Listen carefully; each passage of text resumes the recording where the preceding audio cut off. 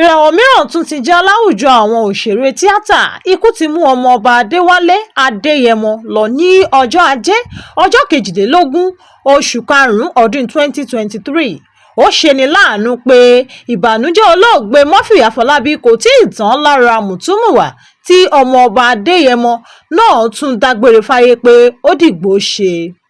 A rí gbọ́ pé ọmọọba Adéwálé Adéyẹmọ tí ó jẹ́ ọmọ ìlú Ìgbómìnà ní ìpínlẹ̀ Kwara nígbà ayé rẹ̀ ti ń ṣe àìsàn kíndìnrín àti ọkàn láti ọdún 2021, tí àwọn ẹlẹ́yinjú àánú sì ti dáwó fún un láti ṣe iṣẹ́ abẹ náà.